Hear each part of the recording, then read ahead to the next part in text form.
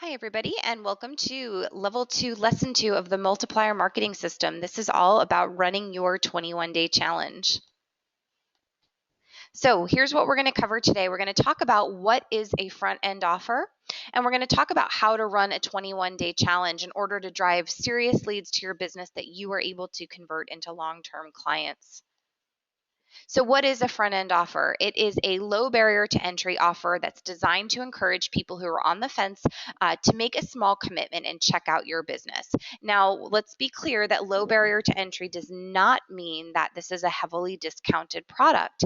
Your price should really be comparable to your 12-month rate, which generally will pre qualify people. In order to convert them to long-term clients. But really what we're talking about here is the length of commitment or payment structure being designed in a way to decrease the risk. So a lot of the times, people are afraid of a 3, 6, or 12-month commitment, and 21 days is a lot more manageable for them. So this is a great way to get people who have been a little bit indecisive about whether or not they're going to join a program or your program to go ahead and take the leap. So why would you do a front end offer? Gets people excited about your business.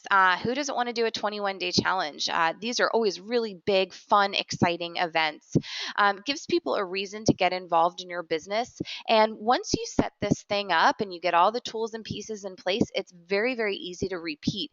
And you can sync it to big calendar events for when people are really thinking about taking action with their health and fitness. So, of course, New Year's, back to school, before summer, that kind of thing. And of course, it gives you a chance to really wow people and show them the value of your program and to get them great results in a quick amount of time. So let's talk about your 21-day challenge. There's really two components here. So we need to focus on both the business side, the marketing, sales, etc., and the operations side. So what actually goes into running the challenge. And so what would be the purpose of running a 21-day challenge? There's a lot of purposes, and these are really the main ones. So first thing is that you're going to get a cash boost up front, right? You're going to collect a bunch of challenge entry fees, and that's going to add up. So it's great to have that cash now. Now, you also get the opportunity to convert new clients. So the bigger these things get and the more success you have with them, the more that they're going to grow. And you're going to get people from outside of your community in for your 21-day challenges, and then you are going to be able to convert them.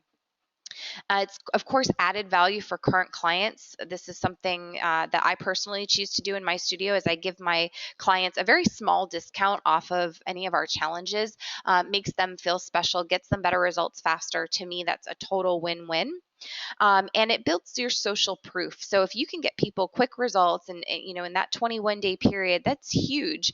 And hopefully, of course, you're getting people on the long-term path with you, the long-term path for success, where you're going to be getting great transformations from people that you can then use for your social proof and marketing. So why does a 21-day challenge work? These things are fabulous. I will say personally, I've grown my business tremendously off of various challenges, and they can be run multiple times a year. And as we talked about before, it works because of that short-term commitment, that low barrier to entry. People are okay with committing for 21 days. And it really does appeal to the competitive nature in all of us. People like the word challenge, and you can make it very, very timely. Just some examples here: New Year's resolutions, sun's out, guns out, back to school, really depending on who your target market is. So preparing for your challenge, there are some things that you really need to do. The first thing is that you need to set a participation goal, right? Because we don't market without a goal first. So what's your participation goal? What's your price point going to be, preferably in line with your 12-month rate? Determine exactly how you're going to incorporate the exercise and nutrition components based on your business model. You're going to want to prep your marketing materials, set up a landing page for people to register, and really make it easy for people to sign up and pay. You can give them the option to pay for a challenge on the website and on that landing page. And then what you've got to do is decide if you want to push conversion on the front end or the back end. Do you want to meet with people one-on-one before the challenge and potentially try to sell them into a longer term program, or would you like to save that for the end? There's not a right or wrong answer there. It's really what's going to work best for you and your business.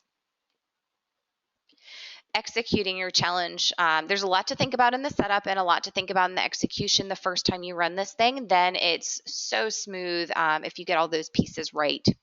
So the first thing is that you have to design the program, whether it's exercise, nutrition, both, like exactly how is this program going to be laid out. You need to schedule measurement times depending on the size of your group. There's some flexibility here. What we typically do at my studio is we schedule windows over a course of several days. So we say, between 12 to 2 p.m., stop in. You don't need an appointment to get measured. If you start out with a really small group, though, it may be something that you can do either in one small window, or you can even make those one-on-one consult appointments and just give even more value on the front end of that challenge. You would want to schedule an orientation time. Again, it kind of depends on the size of the group, but it's really nice with a 21-day challenge to get people going as a group, because that extra support, accountability, and people to be in competition with is a really good thing for your clients. And you're going to want to set up an email support sequence. I've shared the one that I send to all of my clients on challenges, and it always gets great feedback. So that's available for you in the tools to download, and you just have to personalize it. Creating a private Facebook group for participants is huge. It's a great way for them to interact with each other, to interact with you, to add value, for them to ask questions. It's just a great support forum. Share pictures, share inspiration. Our private Facebook pages are always super, super active. And it gets people excited and talking.